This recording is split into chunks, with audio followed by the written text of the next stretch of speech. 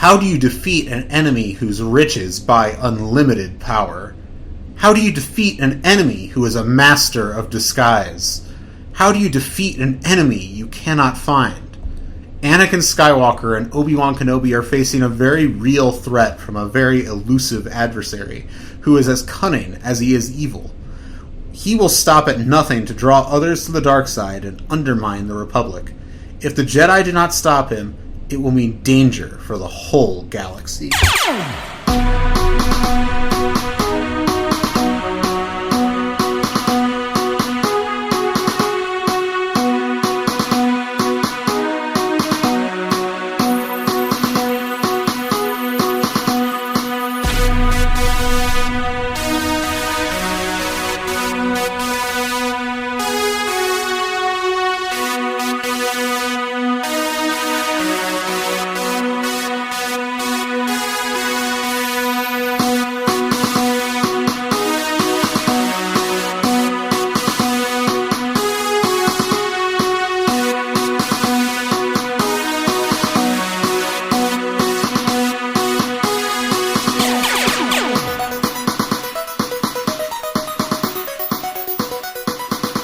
Hello, younglings, and welcome back to the Padawan Library. I'm Scholastic Jedi Levi Paratic. With me, Scholastic Jedi and member of the Turtle Club, Tim May. I don't think I'm turtle-y enough for the Turtle Club, my guy. Turtle. Oh my god, So this is going to get us right into our discussion this week of Jedi Quest number 4, The Master of Disguise, not to be confused with the movie Master of Disguise, which I just uncovered came out like 2 months before this book did. Yeah, 2002, Dana The Carvey Year of vehicle. Disguise. Yeah. Dana Carvey vehicle, Master of Disguise. We've been let me tell a story to the listeners. Okay. Hi, everybody, by the way. Over the weekend, this past weekend, I live with friend of the show, Brooke White, and he comes home from work and he says to me, "I'm off tomorrow, and so was I." He's like, and he says, "Do you want, like, I need to watch a movie with you?" And I said, "Oh, what movie?" And he's just like, "I can't tell you. It's something Levi has paid me. Levi has paid me to force me, Tim, to watch this movie with you, and or whatever. You know what I mean? Like, he's forcing me to watch a movie, and he would not say what movie it was. And I was like, "What movie are you talking about?" And he says, "Oh, it's produced by Adam Sandler," is what he said. And I was like thinking of like one of his recent Netflix movies or something like that, and I was just like, "What, murder mystery? What is happening?" And then he said it's important for your work, like meaning you and I, right? Our work. And I was like, what could he be talking about? And I honestly had forgotten that we referenced Master of Disguise earlier, so I looked up the Happy Madison filmography. And I was like, what could he be talking about? And then I scanned and I was like, oh, they made Master of Disguise. I couldn't believe it. And then you had said that it was free to stream with ads or something on Vudu, the Walmart streaming service. And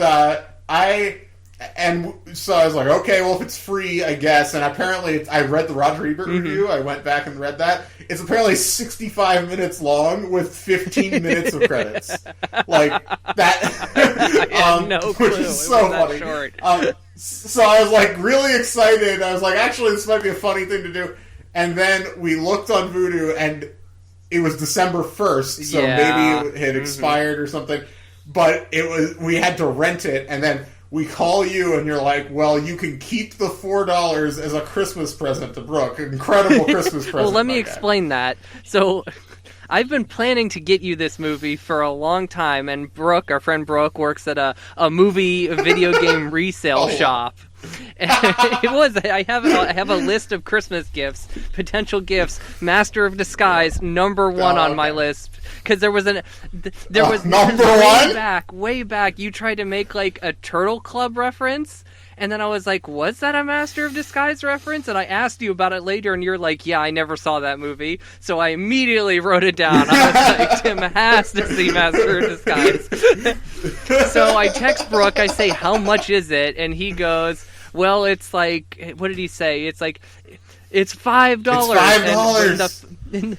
Which, this place that's like the second or third tier up of pricing at this place. Like, so it's like, you get the really cheap movies for $1, that's usually just junk. Or stuff they have thousands of copies of. But $3 is the, like, I got like, you know, you can get like The Godfather for $3 here. Master of Disguise, and $5. The phone call, Brooke revealed this. People buy it all the time. yes, he said they only have one copy right now in the entire chain system because it's a local chain called The Exchange. It's in like Ohio and Pennsylvania, and and he said there's only one, but like people buy it. Like he's sold it to several people. He's worked there for a year, and he said he sold it several times. Which is the whole reason I gave him $4 was so that he could buy the movie. He'd get $1 off, he'd get it. And then I was like, oh, but wait a minute, it's on Vudu. Don't worry about it. And then Brooke goes, well, I really don't want to watch the movie. I've seen the movie when it came out. I didn't think it was good. I have no interest in watching it. So I was like, well, what if I send you the $4 anyway? And he was like, okay. So that's why I paid him $4 to watch Master of Disguise with you. It didn't work out. We would have been talking about the movie itself, but this is as good as far as content goes anyway. The thing is, I have a couple memories about Master of Disguise because that movie came out, 2002, so we were like 13. Yeah, that's the same year. Or, so. Or not 13. Yeah. I'm sorry, 11. What am I talking about? Big year. So, big year.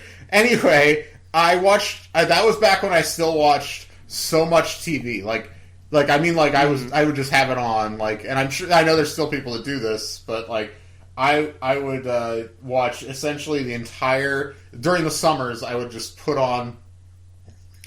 You know, usually I think at that point probably Comedy Central all day, and I would watch. You know, they would show blocks of, you know. SNL from the late 80s, early 90s. So, like, the Phil Hartman, Dana Carvey, Mike Myers era, John Lovitz, all those people, Victoria Jackson. And that is, like, my cast of SNL, even though I'm 10 years too young, really, for that to be my cast. But, like, so, like, I love Dana Carvey.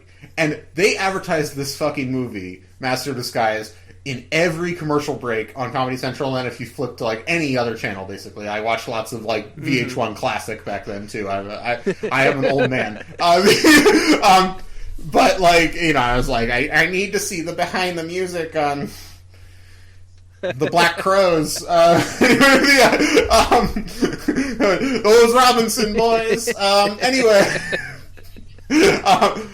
But regardless, I would see this commercial constantly, and it had the big Turtle Club thing, and I thought it was so unfunny and disturbing, the weird makeup, and it bummed me out, because I love Dana Carvey. I still love Dana Carvey. I watched his, like, okay stand-up special from a couple of years ago, which had a couple incredible, like, bits, but, like, wasn't a great special, whatever. He's not a stand-up, in my view. But regardless, I saw, like, I love him. He means a lot to me. Like, that period of that kind of... And I love, like, Kids in the Hall. Like, that era of comedy, like, the late 80s, early 90s, early Simpsons, all that stuff, means so much to me. And that, to me, that's the beginning of the curdle. Is the Austin Powers and Goldmember came out around the same time, which is also the beginning of the end of Mike Myers. Like, you know what I mean? It's like, you know what? This stuff, maybe all these guys are now old. You know, like, all of them are now old. Like, they were already, like, older anyway. Like, most of those guys are the same age as the original cast of SNL. Like, the first, like, you know, but, like, you know, like, it's just a bummer. Like, the whole thing. Like, you see, like, you know, you would, like, see, like, Lovitz on, like, Conan appearances where he's getting progressively, like, less funny. And you're like, what's happening? What is happening? But, you know, listen, I still love all that stuff. It still means a lot to me. But Master of Disguise, I was like, you know what? This is the cutoff. It was one of those early moments in your life where you're like, I love all the people involved in this. I love, like, even the idea could be funny, but I don't need this. You know what I mean? I don't need this in my life. Like, it's like why you stop. Like, you know, I'm still a masochist weirdo who watches every SNL and stuff, but you know, because I'm a freak. But like, it's, you know, and like it's what I tell to the people listening to this show that might be mad about like whatever new Star Wars thing they don't like. You don't have to watch it. You don't have to get mad about it. You're an adult. Relax. It'll be okay. And you know what? I'm not mad. You know what? I have no residual anger at Dana Carvey because I never saw Master of Disguise. All I think about when I think about Dana Carvey is like, you know, every church lady, Hans and Franz. Oh, what delightful memories he brought me as a child. They're still there because I don't, other than the Turtley Club thing, I don't know anything about this movie. I've heard it has monstrous makeup and weird stuff that would be etched in my brain forever if I had actually seen it, but I didn't. And now I can just think fondly on like season, 15 of SNL, and I'm like, well, hang on. Well, let me tell you this. Maybe give you another inkling to watch Master of Disguise. Did you know that not only is it a Dana Carvey vehicle, but it's also a Brent Spiner vehicle? I know Brent Spiner's in it. I looked at the cast. I was like, who else is in this? Oh, Data himself. I love Data. Guess what, guys? I love Star Trek. But it's like, you know what? I just don't. It's fine. I don't need to see it. If I wasn't going to watch it, this was the only possible chance there ever has been that I would watch it. So I'm afraid, you should probably rethink buying it for me I'm not going to. Yeah, you probably don't need to, because there's no way I would watch it at this point. We are reviewing a book called The Master of Disguise, and we are not... And, when I found out that was your plan, I was like... Okay, that's fine. That's a funny bit to do on this episode. We got funny bit. We got enough out of the bit anyway. We got the information. When Brooke called me, and he goes, people buy it all the time. I could just hear you in the background like, what? What? Because you had suggested Brooke buying 2 copies, and we mail a copy to me. Yeah, mail one to you, Brooke just goes, but we only have 1 copy. People buy it all the time. Oh, all right. Well, there's some content. Any other content? There is some content. As far as Star Wars, we should talk a little bit about before. There's not much going on. Mandalorian episode 4.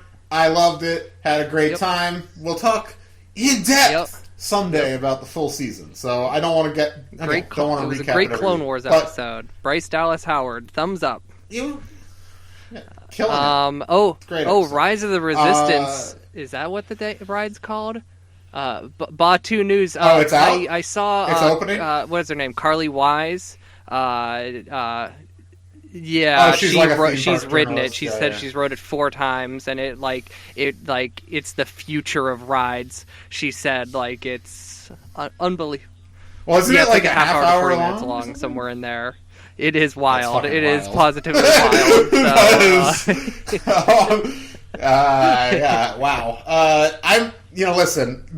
That's the thing. I wanted to wait until at least both rides were open before I even started planning it. I agree. You know what I mean? Because I was like, and everything I've heard about it, it's awesome, but you kind of can feel that it's unfinished, So I want to wait till it's been around for a couple of years and they've settled in. And yes. So everything.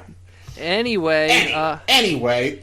And then there's also what's this Star Wars game show? Oh yeah, they just announced today the Jedi Temple Games, which is a game show for children being hosted by Ahmed Best, Jar Jar Binks, and the comedian woman that I think I've heard on she's going to be like a droid voice. I can't remember that's her name. Somehow involved. Basically, from what I read, it's Legends of the Hidden Temple, but Star Wars themed. That's awesome. Yeah, and good for Ahmed Best. I'm happy. I'm just glad that he's been fully embraced by the Star Wars fans who were terrible to him and are terrible in general. I'm very glad that they're at least not terrible in this small way now. And it's cool. I'm glad he's involved in Star Wars again. And but speaking of the Phantom Menace, this book that we're going to read this week... It does. It certainly does. And there's a character from the Phantom Menace that shows does. up in this book that we're going to talk a lot about that's relevant to the current goings-on in Star Wars pretty significantly. So, one last thing. I see a lot of hectoring and nonsense about, like, people, like, having this anxiety about, like, oh, are there too many Baby Yoda, like, jokes and memes that's spoiling it for people? And I know that people outside the U.S. don't have Disney Plus yet, and I'm sorry, that sucks. But, like, yes, let people have fun with this. It's a delightful thing that's happening. I see him every day. I see Baby Yoda every day.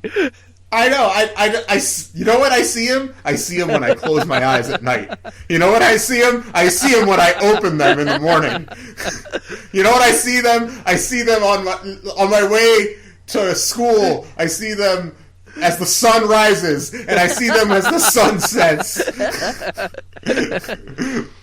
It's just a delight. You know, him playing with the Mandalorian's good. I do. I like the Mandalorian too. He's pretty cool. He's pretty awesome. He's cool. Listen, I liked... we don't need to talk about it. Everybody else is. But we will talk all about it sometime during our break. We do sure an will. On the Mandalorian. So, should we get into it then?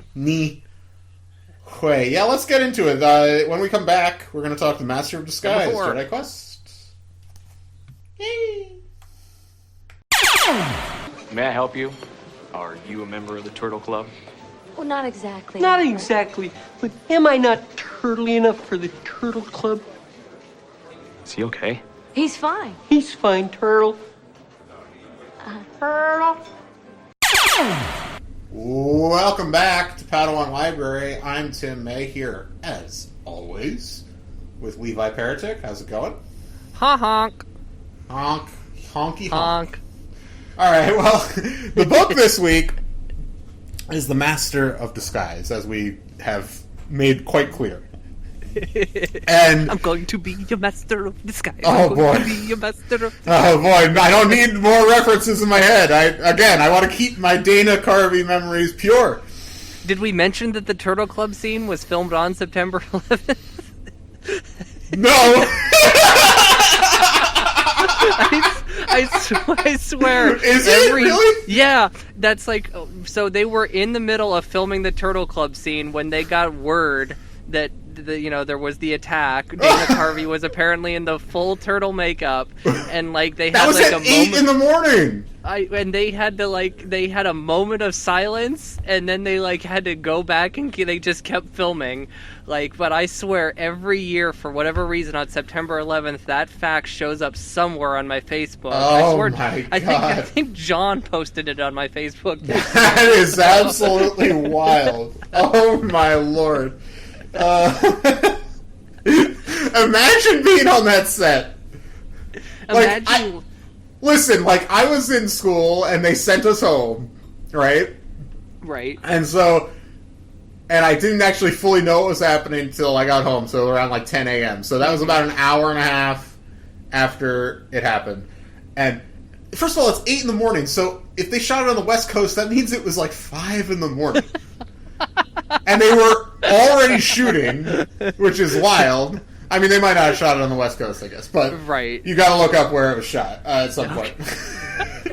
This is our. But can you imagine learning this information and that all these lives have been needlessly lost, and then having to look at Dana Carvey and that fucking bald cap? Imagine being Dana Carvey and you're in this giant suit, this giant David Byrne suit. And you're like, what am I doing? No wonder the movie's not funny. I couldn't feel funny. If I was when I heard about this, I'm in this situation. That's wild. Wow. Yep. Okay. Well, anyway, Master of Disguise, the Jedi Quest book, is the 4th book in the Jedi Quest series, and I've noticed a pattern here before we get into the plot. So far, we've had one book that's kind of a standalone adventure, and one book that's clearly setting up the bigger plot of the series, and it's been alternating so far, which I actually enjoy as a structure. I think it works. This book focuses on spoiler. I mean, what's the character's name again? Granta Omega. Granta Omega, if you remember from the second book, was like this mysterious guy who seemed interested in the Sith. Maybe he is the Sith Lord. All this stuff. And they got away, and he returns in this book. The last book was a fairly standalone adventure about pod racing. But yeah, so I that's interesting because this is obviously a shorter series than Jedi Apprentice. So structurally, it seems a little more considered, I would say, so far. I think so too. And with this in Grant Omega showing up in the Even books, so I'm wondering if she'll be stretched all the way out till book 10. Because reading the plot summary of the next book, The School of Fear. Well, listen, like my reading next week of the back of The School of Fear. I also just looked at this. Yeah. My reading to open the episode next week is gonna be fucking awesome. The last line. I don't want to spoil it. Get ready for that, guys. I mean, if you have the book, you know what it is. But get ready. I'm gonna put a little sauce on that one. So there's so much that can go right in this book too. Like. Oh boy. Anyway, not to get too ahead of ourselves. Yes. All right. But yeah, this. You wrote some notes for this? I wrote some notes for this. I have notes, but I'm going to try to summarize it as best I can. So all right, cool. I've got some passages I selected, but that's all. Okay. I didn't really select any passages. Okay, so cool. Then as you get to them, we'll read some of these. All right, here we go. Peril on Horadin. One Senate scientist on a mapping mission get caught in the crossfire of a civil war. The Senate calls upon the Jedi for support. Jedi Masters Obi-Wan Kenobi and Soara Antana, along with their Padawan learners Anakin Skywalker and Dara Thel Tanis, are sent to stage a daring rescue. There's the basic premise, the start of the book. Yeah, Tom Kane, Clone Wars intro. Met him, very nice guy. I know you've met him several times. Yes. So anyway, and I heard a very funny story about him once before, somebody told me. But anyway, we'll get into that another day. And a beef between him and Anthony Daniels. Yes. Classic Anthony Daniels. So anyway, the Jedi go to this mission to save these scientists. This planet is locked in a civil war. It's been going on for about a decade, and it's over land disputes. And so these scientists got caught in the crossfire. They're trying to stay one step ahead of the battle, but like they have their ship is gone. They can't get back to their ship, whatever. So the Jedi come in. They have to walk for like 3 days or something like this, and it's like windy and sandy. The planet is just destroyed.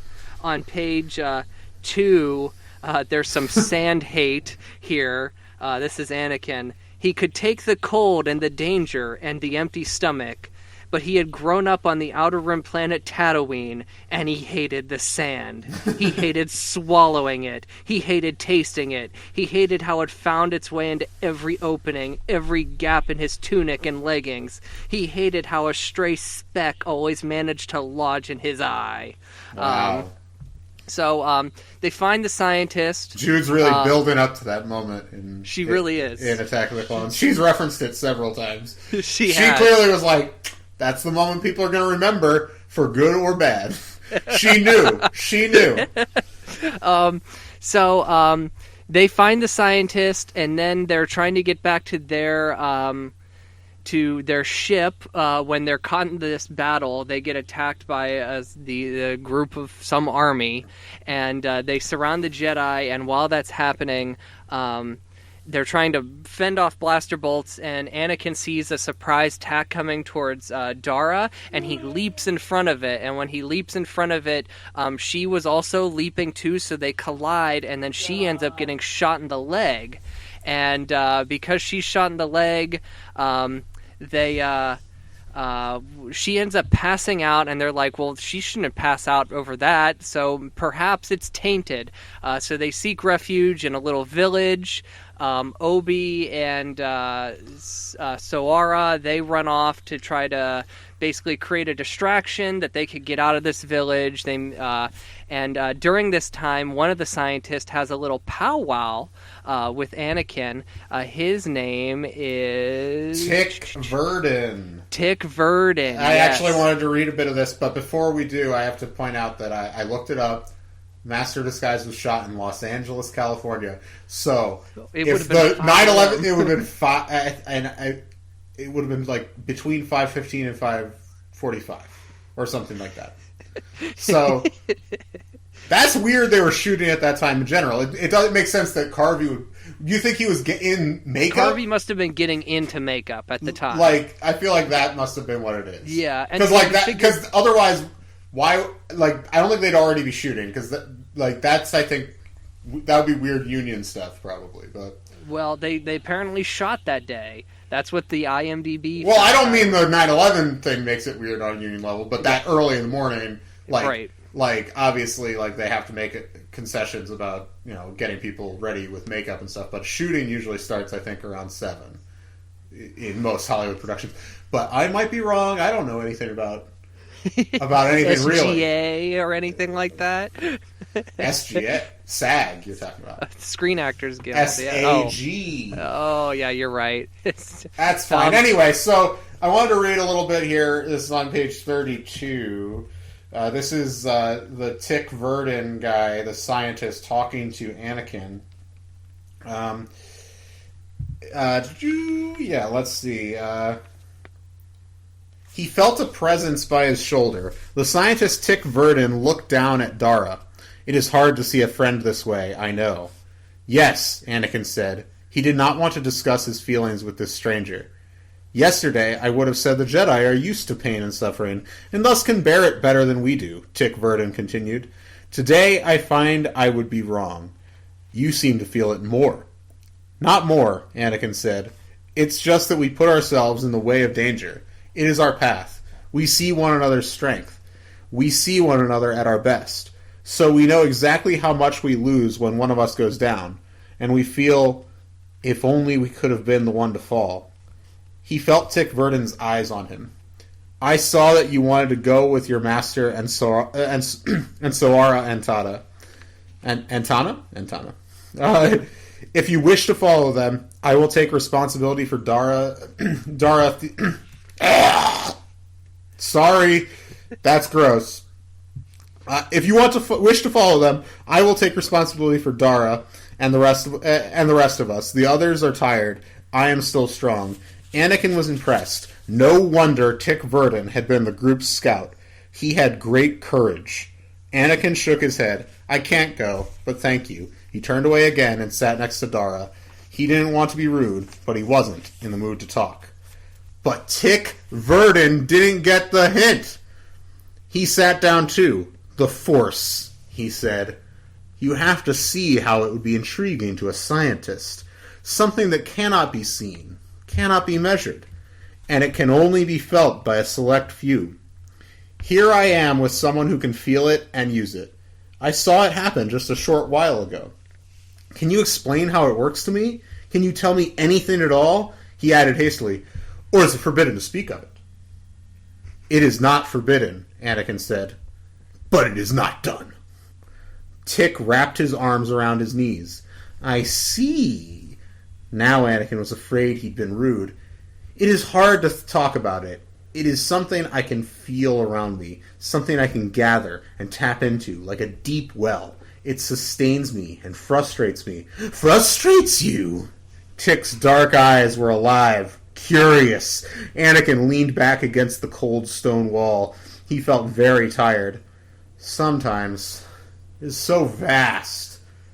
That you feel small. Tick gave a sad smile. I study the galaxy. I know how that feels. How simple it is, and yet how intricate and complex. It is all around you, and you are at the center of it, yet you are nothing compared to it. Yes, Anakin said. Tick had put into words what he had been feeling. No one had ever done that before. Not even Obi-Wan. Sometimes the Force made him feel lonely. Very good stuff. Yes. Very good reading of that. Oh, thank you. I like some of your inflection. So. Listen, I'll just say up front, if Anakin likes someone, usually a bad sign so far in these books. Very, very true. Everybody he's liked has kind of turned on him, like DeLand and Dobby in the last. Yeah, book. I mean they were. That's a more complicated situation. Like they clearly were like. They weren't exactly how they presented themselves, but they were trying to free their sister. So. Yeah. Mm-hmm. Now, moving on. So Obi-Wan and Soara have gone off. They're trying to distract the troops so they can make an escape. And there's been a couple moments in these books, Tim, where lines from Revenge of the Sith have popped up in here. I remember in an earlier book we had dealt with Obi-Wan saying something about absolutes, which is very interesting, being that this is like 3 years before that. And another one pops up in this book on page 38. A Harridan captain sneers at Obi-Wan and says, "You'll blow yourself up." Obi-Wan smiled. "Oh, I don't think so." He doesn't say, "Oh, I don't think so." He just says, "I don't think so." Which is, of course, the same thing he said to General Grievous in Episode 3. Yes, of course. Of course. So we all know the moment. Yes. Anyway, what Obi-Wan actually finds out here is these soldiers easily surrender, and that he discovers that these soldiers were paid by somebody to go off and attack the Jedi, and after some real grilling, we find out Granta Omega was the one who paid them. He's back! He's back! And so the soldiers, they give up. They're like, this isn't our battle anymore. They leave. The Jedi and the scientists get off the planet, no problem. They go back to the temple. First thing Obi-Wan does is he goes to Jocasta Nu, who they explain this, that the archive is a wreck. She's doing her monthly cleaning. However, Jocasta in this book has a bit of an attitude change, and it's a little closer to her little bit of a snippy attitude that we see in episode 2. I feel like up until this point she's been just a very nice lady, but has a little bit of an attitude. She's been thrown a lot of work. She's getting tired. Anyway, so she tosses him a file that she made on Granta Omega, and there's really not much there. They know that he has made his wealth selling rare minerals at an enormous profit. He owns many businesses and businesses within businesses, making his wealth dispersed and hard to trace, and there is no record of his physical appearance or his own planet. Crazy. It's just as if he turned up one day.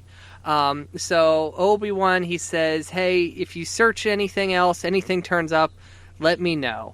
And he runs into Yoda on the way out, and Yoda tells him, "Omega should not be your priority. You should be more focused on your Padawan." And he suggests that Anakin, he needs a little help after the whole thing where Anakin ran into Dara and she got hurt. So he suggests that maybe he should work on his lightsaber skills with Soara, and because she's refusing to leave the temple until Dara's better. This Soara stuff, there's some stuff there that I thought was pretty interesting, because she brings him down to the lower levels, of Coruscant, and has him spar with True, his friend. Mm-hmm. The true. And she eventually calls the match and says that they were equals, but then she just totally schools him. Yeah, because Anakin could have delivered the killing blow with the training sabers, but he didn't want to do it as to not embarrass True in front of Soara, and she sees right through it. And there's a couple little exchanges here on page page 58. I'll read Soara, you read Anakin. Okay, page 58 you said? Yeah. There's it's right at the top. I'll start with Soara with, "I called it a draw." Okay. Alright. "I called it a draw, but you lost," Soara said. "And you lost in the worst sort of way."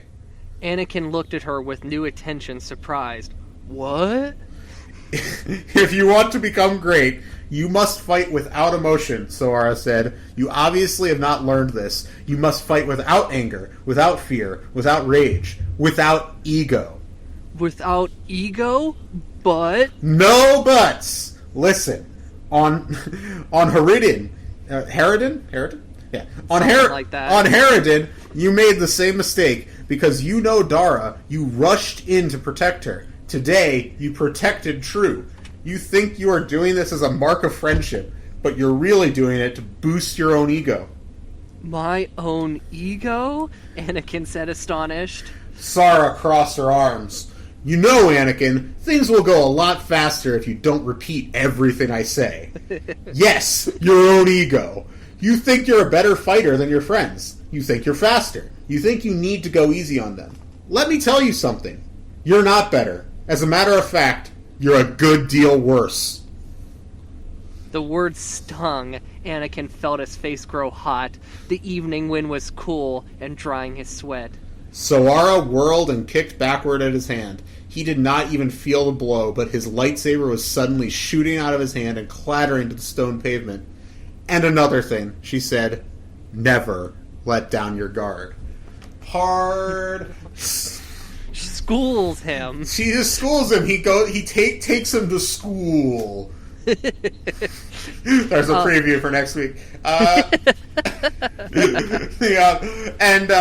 Then he immediately goes and visits Dara, and there's another pretty good exchange here with Dara, where she it's on the next page, on page 60.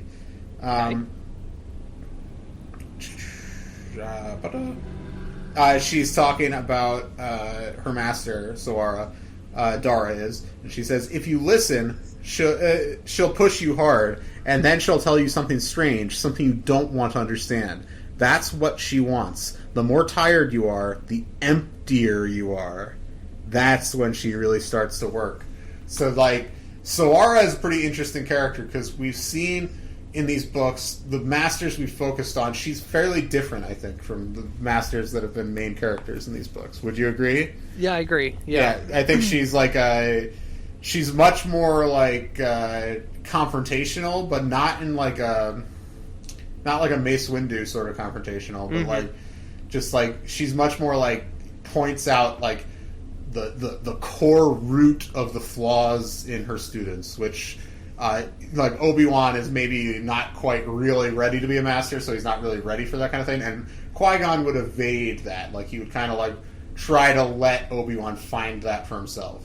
And yeah, Soara is a much more direct person.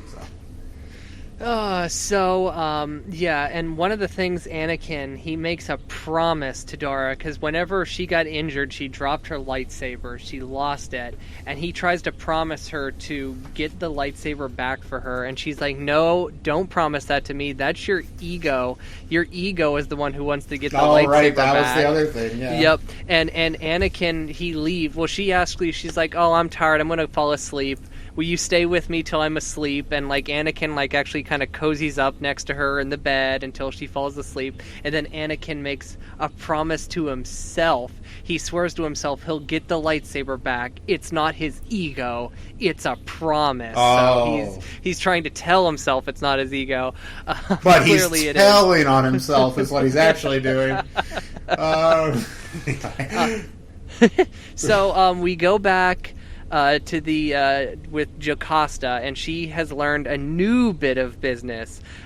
She has learned that Grant Omega is apparently from Coruscant. However, there's no birth records, so he's probably not from Coruscant. It's probably an assumed identity. Grant Omega is probably not his real name. So Obi-Wan, he's like, oh, what would Qui-Gon do? Qui-Gon would take the information we have, and we would just start putting the pieces together. So they start doing that.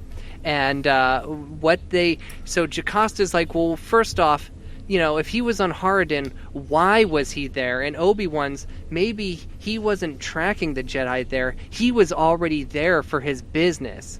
So the Civil War, of course, is over land disputes, but it only recently re-erupted because they discovered Titanite. and it's a very rare mineral, and it costs a ton to mine because it's really close to the planet's core. But when it's synthesized, it makes one of the key ingredients in Bacta. Oh. And Obi-Wan, he starts to look through the files of Grant's other business, and he owns vast amounts of land on the planet Thifera, which is the only place where Alzani lotion grows, the other key component in Bacta. And then it's like, oh no, Grant is trying to corner the Bacta market. He could raise the price of Bacta for a huge profit. He could make shortages. And if those scientists were already on the planet trying to map what they were doing, the Senate sent them there to map the Titanite so that they could just give it to the two warring clans and say, here, this Titanite is yours, this Titanite is yours. However, they didn't get it done. And then Obi-Wan's, well, if he's a scientist guy. This Grant is a scientist. So Jocasta, she starts searching universities around the core worlds for science, and they find out that he attended the All Science Research Academy on Euphoria. And he only got his degree 7 years ago, and he listed his home world as Nearport 7. So Obi-Wan, he gets on a ship, he goes straight to Nearport. Which is a nearby planet of Coruscant.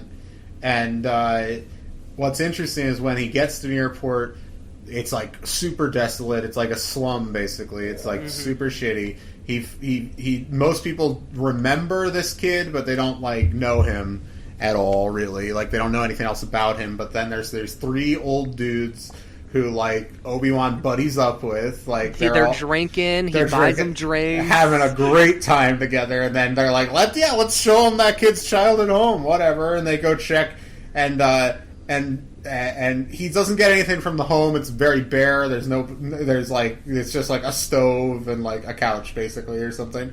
And and then he asks, like, so, what did his mother, how did his mother, like, get him into this prestigious school? And they said, oh, well, she didn't. She just worked, like, she worked really hard and couldn't really do anything for him. He was sponsored by someone. And Obi-Wan's like, who was the sponsor? Who could the sponsor be, Levi? Oh. Could it none be other than Sana Sauro? Oh, you might remember. No, when you read that name, did you know immediately who it was? They quickly reminded me. Yes. And listen, I loved that book. Was that in Deceptions or The Followers? Those Deceptions. I think it was Deceptions. Yeah, because it was about the Bruck Chun, which was the first Jedi Apprentice special edition. So it calls back to that. He was the prosecutor who was trying to lock Obi-Wan up for murdering Bruck Chun in Deceptions. So that's a pretty big character to bring back. That's exciting. And then meanwhile, Anakin has another training thing with Soara. It's a cool scene where he's like practicing a flip, and she says she trains him in this way to how to look with the Force, think of the particles in between, that kind of thing, which shows up later in the book. However, Anakin, he's walking home from the temple because Soara had him in some lower level construction site, and as he's passing the Senate, there's a fountain there, and he sees Tick Verdon again. And, he's like, oh, hey, how's Dara? And he's like, oh, she's doing fine. And Tick goes, boy, it sucks we didn't get to finish our research. Maybe our other scientist friend who was there will get the job done. And Anakin's like, huh? Other scientist friend? He's like, oh yeah, we all ran into our buddy Granta Omega. What? And Tick says, oh yeah, we're having a party, a big dinner party here pretty soon. Bunch of me and my scientist friends. We all know him. Come, we'll tell you all about him. And Anakin is pumped now. He's like, ooh, I may find Granta Omega before Obi-Wan even does, because he was a little bummed at Obi-Wan without him. Then we have, we jump, So Obi-Wan goes to visit Sanyo. He's still a dick. Basically, when Obi-Wan goes to his office, he's a senator now. He greets Obi-Wan with, "Oh, did you kill another Padawan?" Oh. And no, what an asshole. And whenever he starts asking about Grant Omega, like, the dude freezes up. He refuses to tell Obi-Wan anything. So Obi-Wan's leaving his office, and he hears one of his secretaries on the comm mention something about Sanyo's involvement in the committee that headed the mission to Harridan. So Obi-Wan, he runs straight for the archives, the Senate archives, and sure enough, Sanyo is the head of the committee, and that Tick Verdon was added to the mission at the last minute. He even went to the same university, that Science Research Institute, that very blandly named university. So they went to the same school, and now Obi-Wan's like, what if Tick Verdon is Grant Omega? And he runs to the temple. He's got to tell Anakin this. Anakin is already gone. At the party. I should also mention there is a moment where I skipped a bit. He has one more training session with Solara. She goes super hard in this. Yeah, she does go super hard. She has him spar with Ferris, his arch enemy, basically, and Anakin defeats him. But at the end, she sends Ferris on his way, and she says, "This will be the last mission." She's like, "I believed I could have molded you, but you fought Ferris with so much anger that I don't think I can." Oh my god. So anyway, now Anakin at the party, and this chapter is intense. This is wild stuff. We're going to be reading a decent amount of this. Okay. So basically, they get there, and they're kind of just telling him all this, like, these stories about Grant Omega, like fun remembered stories from their college days and that kind of stuff. I once saw him eat a whole plate of pastries once. And so, and then at some point, guess what? They've drugged Anakin. Anakin is then like can't move. He's drugged, and this is what happens here on page 101. We're going to read a few pages here because this is intense. All right. All right. Let's see. Do you understand? I'll read Tick. You read Anakin. Okay. How about that? Do you understand? Tick asked him softly. Do you, Anakin Skywalker? "You are Grant Omega," he said. Very good. Tick turned to the others, pleased. You see how his mind continues to work? On an ordinary being, that drug would immobilize his thoughts, as well as his legs. Anakin thought about trying to rise. He thought he would have enough strength to reach the door, but he had not begun to tap into the Force yet. Wait, that's what Obi-Wan would say. He had enough strength for one try. He knew that. And if he had enough strength for that, then he better plan it. Back on Harridan... Oh, wait, that's yeah. Back on Harridan, you said the Force frustrates you, Tick said. No, I spoke hastily. It was because of what happened with Dara. But Anakin said nothing. He did not want to have a conversation with Tick. Well, Omega. He found it unnerving to see the same friendly look in his bright eyes, the good humor on his face. That interested me, Omega said. I thought, this Jedi is different. He recognizes not only what power is, but what it isn't. What it can be. Power is protection. It is what stands between you and losing what you have. I'm not talking about material things either. I'm talking about everything. Anakin didn't understand, but then he didn't want to. Tick leaned forward. His warm eyes met Anakin's. Not Tick. Grant Omega. He is not your friend. The words Tick and Omega blurred in his mind. Oh, sorry, that's still you. Oh, yeah, blurred in his mind. He remembered a man sitting on a snowy mountainside, his skin knitted together with sin flesh. He could not reconcile the two images, the two men. It all seemed unreal. I've asked about you, Omega said. I know you. I know you because I grew up like you. I wasn't a slave, but I might as well have been. My mother worked at things she should not have, harder than she should have, longer than she should have, just for me. My mother did the same. My mother worked herself to death for me, Omega said. I can only hope that Shmi is well and safe. These are all thoughts, that's why I'm saying it softly. That's why you're saying it like Keanu. What is the Force for, if not to protect what you have? Why should you give that up because you are a Jedi? The Force can bring you all the power you need. Yet the Jedi tell you that you must have nothing. Why is that? Ours is the path of service, Anakin said. And who do you serve? The Senate? Omega laughed softly. A group of fools who can be bought? We serve justice. Whose?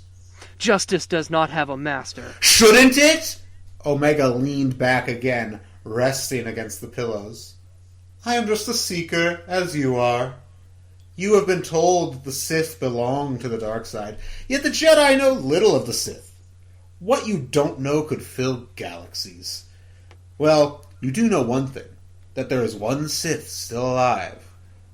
I know this too. I wanted to be rich enough to find that Sith. Then one day I realized that was wrong.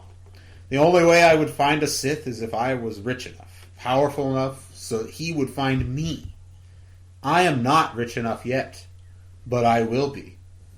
Omega paused. I'm not Force sensitive. I can never be a Sith. I have found something at last that I cannot buy. But I can be close to that power. I can sit at his side, as I am sitting by your side. That's why you attack the Jedi, Anakin said? You want to impress him? Yes! You see, it's nothing personal. Omega leaned closer to him. Don't you think I could have killed you if I wanted? No, Anakin said. I don't think you could have. I know you think you could have, is what he said. Sorry. Oh, yes. It's a cool line. I like you, Omega said. I liked what I saw on Hariden. Your master, you can keep. Typical Jedi. He waved a hand. But you, I like you. I'm honored, Anakin said. Sarcasm from a Jedi. I knew I liked you. Omega leaned back against the cushions and crossed an ankle over his leg comfortably. You're different because you didn't grow up in that temple. You know how power works because you were ground down beneath it. You know how the powerless have only their dignity to comfort them, and how some days that is not enough. Not nearly enough. Shmi. He had left her with nothing but her dignity. Alright. That's good. I just thought that whole conversation was worth reading. And the other thing to keep in mind is that there's a woman here named Melora who is kind of like is kind of Granta's sidekick in this. Yes, and I gotta say, I like you add a refined edge to Grant. It's very nice. Yeah. So Melora in this scene, she unveils a triangle-shaped device like a Sith holocron. She has. Anakin feels its presence of the dark side. And this is similar to the same device that they had found in Book 2, where it flashes a bunch of, like, horrific images. And then she also reveals that she has Dara's lightsaber, and that she boasts that she will one day fight a Jedi with it. And this is when Anakin stands up and he says, well, how about you fight a Jedi today? Oh. And so everybody in the party pulls out blasters. They're firing. She really clumsily wields the lightsaber. Anakin disarms her. However, he doesn't have enough strength. He ends up going down to the ground. And him and Grant both lunge for the lightsaber. And the blaster fire stops because they don't want to shoot Grant. However, this is when Obi-Wan burst into the room. Oh. This party's over, you know. I'll get to So, him. make a long story short, make a long story short, Grant and his goons escape with Dara's lightsaber. Obi-Wan finds a data pad with something interesting, and he goes immediately to the council. He informs him that scouting mission had revealed that there was a major volcano on Haraden, and it's going to blow up, like, within the day. And all of the Titanite in the planet will spill out in the eruption and flow in the lava, and it will form new coastlines. It's going to cut a new sea. Damn. And it's going to make mining the Titanite so easily. So, anyway, I'm trying to find... Grant for sure, no doubt, wants to control the back to market. And he tells them also about how, like, what Grant told Anakin about how he seeks out the Sith Lord. And, maybe, just maybe now is the time to put a stop to him. But Mace Windu, he's thinking radically here. He goes, well, maybe we shouldn't chase him. Maybe we should just let the Sith Lord find him, giving us the chance to get the Sith Lord too. And Obi-Wan's like, what? He wants to control the Bacta market. There'll be shortages. People will suffer. And Mace is like, oh, we foresee more and more disturbing images every day, more and more suffering in the future. It's inevitable. The dark side is everywhere. And then Obi-Wan, he says, visions can only show us what may be. Granta Omega can do great harm now. See, Yep. this is the problem with the Jedi in the prequels. I'm not one of these anti-Jedi freaks that can't understand that the fact that the story of the prequels is that about the failure of the Jedi, how they failed. It doesn't invalidate them in general, but that's what this era is all about, is about their fall. So, sorry, I have to get in my shots at these Sith Code motherfuckers every once in a while. But regardless, like, that's a great summation of kind of what I think the prequels are really about in general, which is if you're looking too far into the future, then you're going to miss what bad things are happening right now. Mm-hmm. And the Jedi Council freaks out. They're going to... And then somebody speaks up. Go! Obi-Wan must! Yaddle's soft voice stopped the council members. Everyone turned to her with great courtesy. Yaddle rarely spoke, but when she did, she always seemed to sum up the conclusions they would have reached eventually. She blinked her light gray-blue eyes, which were so like Yoda's. Suffering we cannot allow in order to prevent what we fear. Stop it we must when we can. Yoda leaned forward on his gimmer stick. Correct, Yaddle is. Has your Padawan recovered, Obi-Wan? Obi-Wan nodded. I've arranged transport. He can be on Haraden by sunrise. Is there any more Yaddle lines? No. No. But that's just very important. This is our first Yaddle appearance, really. Like, she's been mentioned, I think, one other time. But this is the first time she's spoken. Yep. Yeah, Yaddle. It's a big deal. It's a big deal. You're being disrespectful to Yaddle. I'm not being disrespectful. Yaddle's such a complicated character, being that George removed Yaddle from the Blu-ray. But now, she's there's canon again. I know that. Yeah, and because she's appeared in a comic book or something. But something like that. But regardless, with Baby Yoda, or whatever you want to call it, Baby Yaddle is really what you should call it. Like people being so gender essentialist here, but but regardless, it's like they this is an important moment for the Yoda species, the Yoda Yaddle species. And we might be learning more about them, or we might not. That's the thing. That's the thing about Mandalorian. Do you think that maybe we just won't learn anything about it? It's just a baby that has force powers. You think that? I'm fine with that. I think I'm fine with that, but I could see people getting mad if that happens. And I think there will be some factor. There'll be some explanation, just like how we had to explain, Han Solo. Well, it's not going to be like that. Let's be fair. I don't think it'll be like that. However, did Favreau write the last episode? Yeah, he's written the first 4.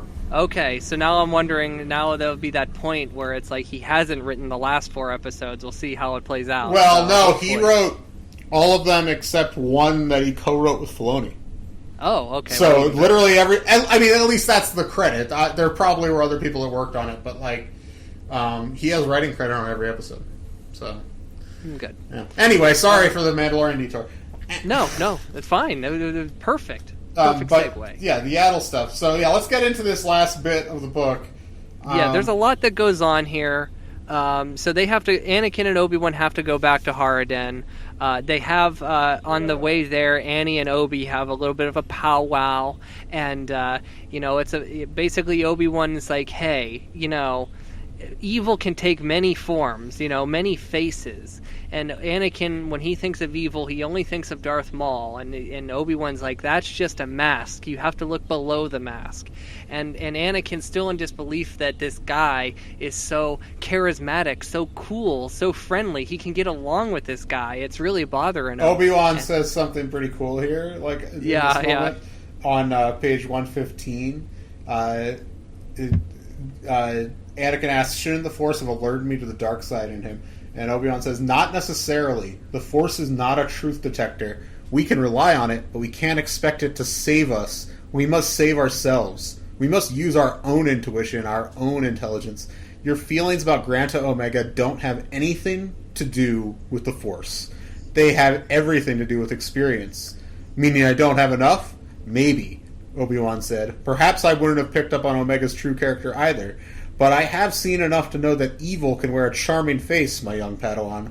Charisma is not a virtue. It's a trait. It is not good or bad. Evil people can possess it. They often do. And it is what makes them dangerous.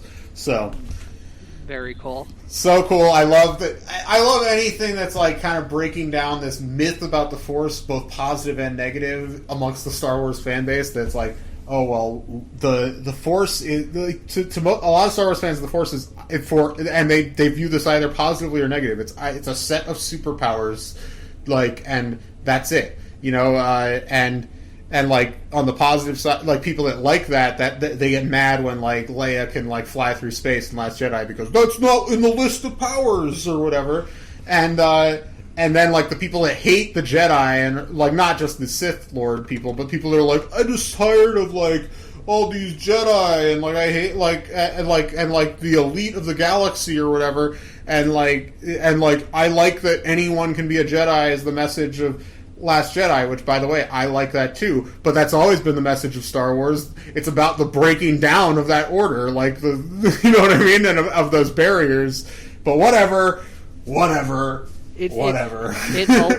never like it always. I don't want to say it always surprises me, but like Jude has such a wonderful understanding of this. And like what a wonderful understanding of like the Jedi and what they're trying to teach. And just the whole hierarchy of the whole thing. She does such a beautiful job at teaching Anakin these little lessons. She did a great job with it. She always does a great job.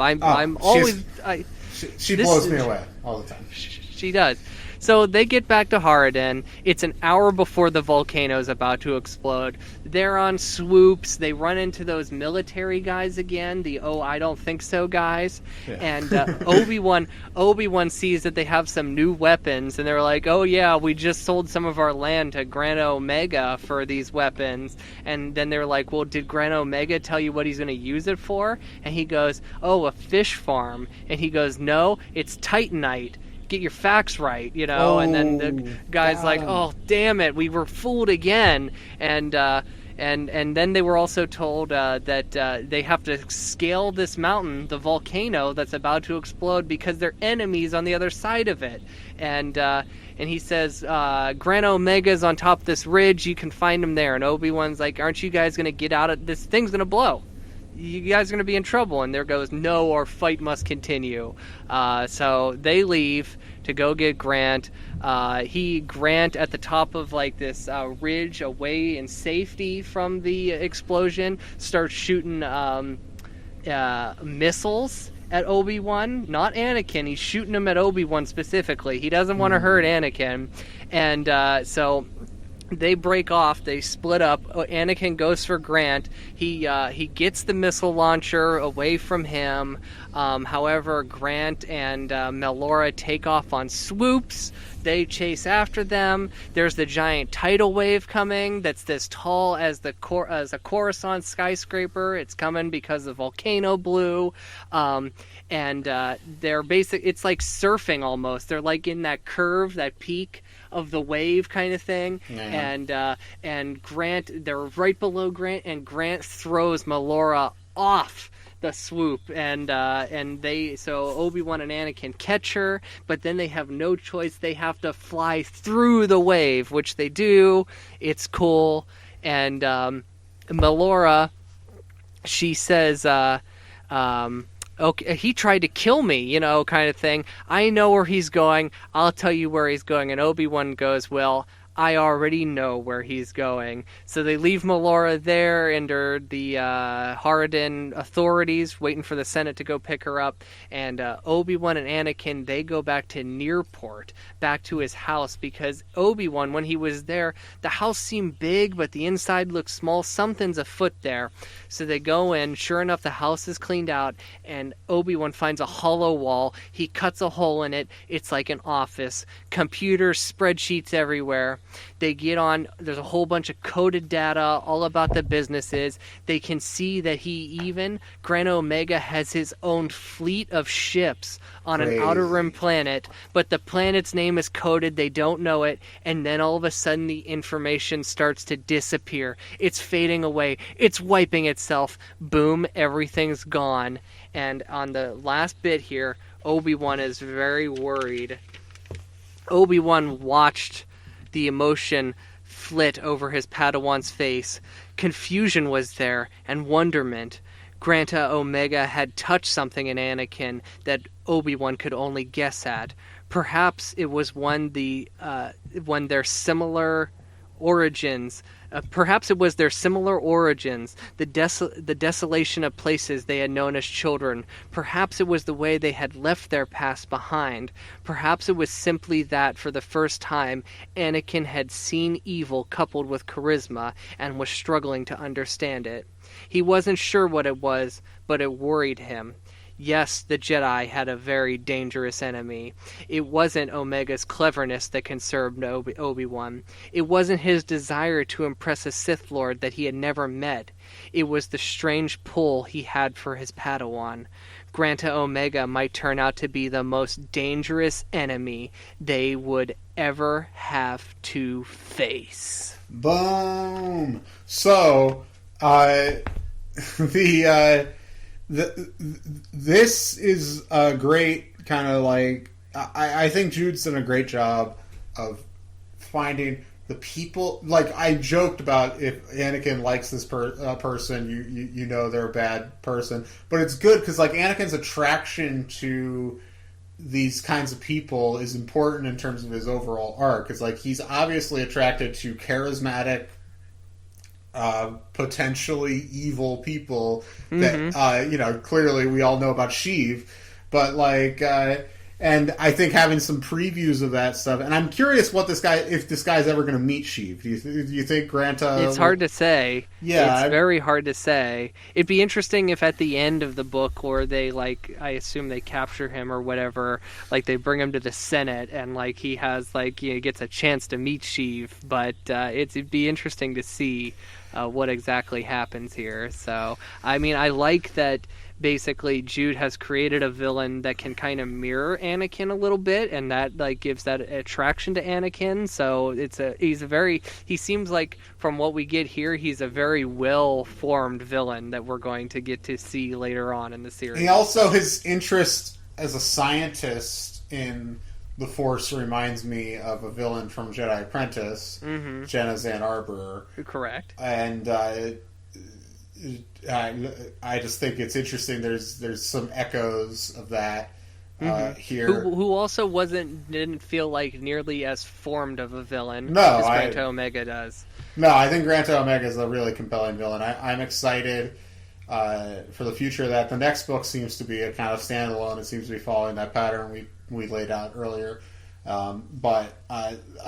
This series is really coming into its own, I think, finally. Not fine. I make it sound like it is the fourth book, and I've liked all the books so far. And the last book is incredible. We had some steps, and then we had the third book, which is incredible, and now we're striding into the main storyline. So I really liked this. I don't think I liked it as much as the third book. I think that's just one of the better Star Wars books I've ever read, honestly. I mean that seriously. I loved The Dangerous Games. I think that's one of Jude's best books that we've read.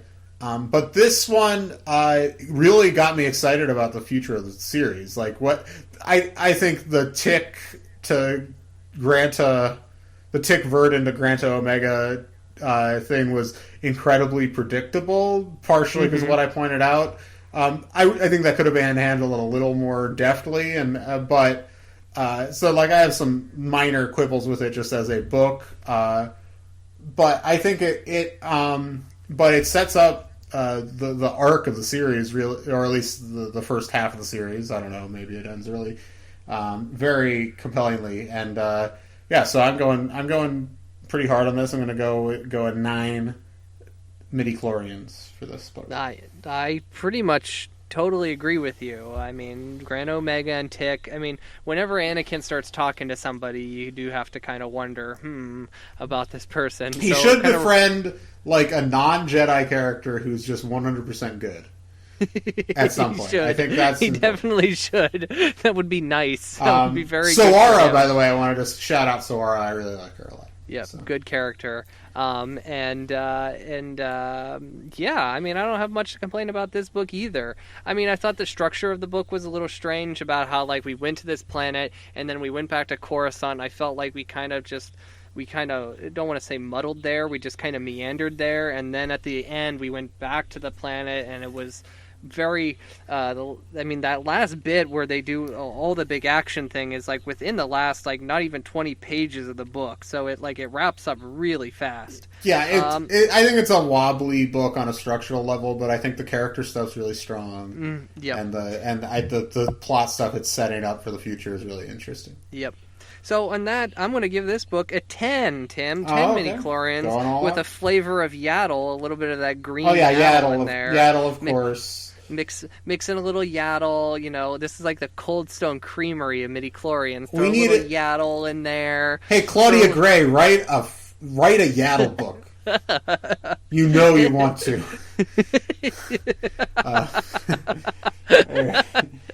You can come on the podcast and talk about it. All right, so thank you for listening, everybody. Are we done? I mean, I think we're done. Yeah. Listen, I thought that was a good discussion. Master Disguise is really good. This series is really shaping up nicely. I'm excited about it. So next week we are covering The School of Fear, which is the 5th book in the Jedi Quest series, and that'll be the last one you'll hear from us for a while, because then the next week we got Spark the Resistance to tie into Rise of Skywalker. Not to be confused with Join the Resistance, Rise of the Resistance, No. or the TV show Star Wars Resistance. Spark of the Resistance by Justina Ireland, I believe is. I don't have the her book name. near me. I can't tell you. Something like Ireland, that. It looks like Ireland from here. So came out in October, so you can go check that book out. We'll be doing that next week, though. We're doing the 5th Jedi Quest book, and then we're going to do that. And that same weekend, we'll have our review of Rise of Skywalker before our hiatus. But so anyway, please subscribe to us on Apple Podcasts, Stitcher, or Spotify. Rate us, review us, all that stuff. Email us, padawanlibrary@gmail.com. Follow us, Instagram, Twitter, Facebook, @padawanlibrary. And that's about it. I'm Tim May. I'm Levi Paratic, and just remember, you don't have to be turtly enough to be part of the Padawan Book Club until the books are due back. Turtle. Padawan Library is hosted and produced by Tim May and Levi Paratic. It is edited by Tim May. Our theme song is by The Astral Project. Our artwork is by Freddie Funbuns. Padawan Library is copyright 2019 by Tim May and Levi Paratic. All rights reserved.